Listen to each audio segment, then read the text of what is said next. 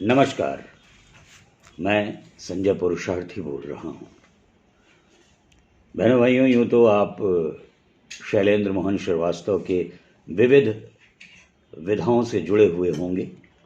उनका सामाजिक संचेतक का जो दृष्टिकोण है, कार्य की शैली है, एक और जहाँ शैलेंद्र मोहन को शैलेंद्र मोहन बनाती है, वहीं शैलेंद्र मोहन की एक और विधा है, पढ़ना, पढ़ाना और समाज को शिक्षित बनाना। उसी क्रम में एक और विधा है, माँ सरस्वती के इस वरद पुत्र को कंठ भी मिला है, स्वर भी मिला है और शब्दों को सहेजने की और उसको लय के साथ सामने वाले के अंतर लय तक पहुंचा देने का अद्भुत सामर्थ्य है। और इस सामर्थ्य से मुझे लगता है बहुत कम लोग जान पाए होंगे उनकी इस प्रतिभा को। और आज मेरे बहुत प्रेरित करने पर देश के एक ऐसे मूर्धन्य कवि, रचनाकार जो पश्चिमी उत्तर प्रदेश के शहर बदायूं के रहने वाले हैं, अब वो स्मृति शेष हैं, लेकिन उनकी रचनाएं कालजयी हैं। आपने कविता के मंचों पर एक बड़ा नाम सुना है, डॉक्टर कुमार विश्वास। उनके गुरुदेव हैं डॉक्टर उर्मिलेश शंखधार। उन्हीं के लिखे गीतों को कुमार विश्वास भी समय समय पर कविता के मंचों पर, संगीत के मंचों पर आवाज़ देते हैं अपनी और जनमानस को प्रेरित करते हैं।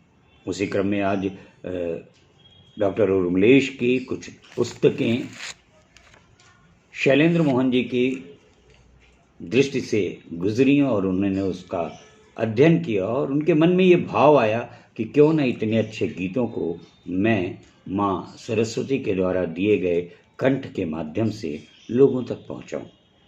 तो बहनों भाइयों, अब आपकी बारी है, हो जाइए एकाग्र और अब मैं होता हूँ चुप, मैं लेता हूँ यहीं विराम और अब आपके सामने आएगी वो आवाज़ जिसे आप यूं ही आते जाते मिलते रहते हैं, लेकिन बतौर गायक पहली बार आपसे जुड़ रहे हैं हिंदी साहित्य के एक बड़े हस्ताक्षर डॉक्टर उर्मिलेश शंखधार के इस गीत के साथ, भाई शैलेंद्र मोहन श्रीवास्तव।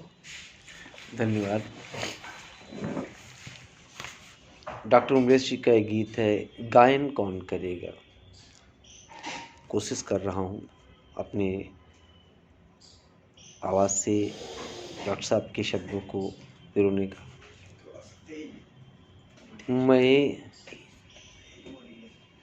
मैं यदि मिथ्यारोपों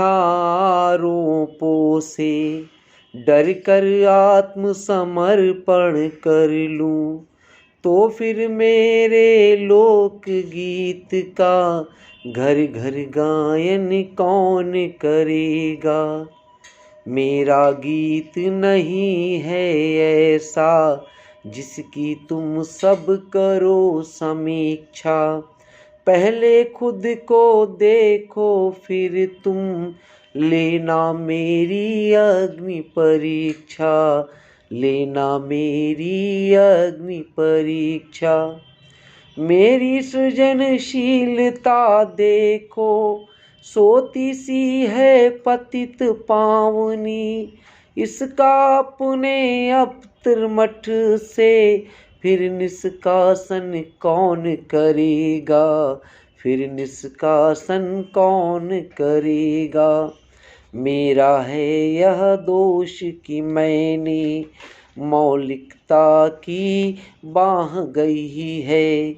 मेरा है यह दोष कि मैंने मौलिकता की बाह गई है। जो भी मेरे मन में आई खुलेआम वह बात कही है, खुलेआम वह बात कही है। मैं ही अगर झूठ बोलूँगा कठिन परिस्थितियों से डर कर, मेरी वरदानी वाणी को फिर अभिवादन कौन करेगा। मेरी वरदानी वाणी को फिर अभिवादन कौन करेगा। उन फूलों को कौन पूछता जिनमें बसी सुगंध नहीं है। जिसके पास गंध है उस पर कोई भी प्रतिबंध नहीं है। उन फूलों को कौन पूछता जिनमें बसी सुगंध नहीं है। जिसके पास गंध है उस पर कोई भी प्रतिबंध नहीं है। गति अवरोधक बनकर मेरी राहें तुम क्या रोक सकोगे। गति अवरोधक बनकर मेरी राहें तुम क्या रोक सकोगे। मैंने चलना छोड़ दिया तो राह सुहावन कौन करेगा। राह सुहावन कौन करेगा। राह सुहावन कौन करेगा।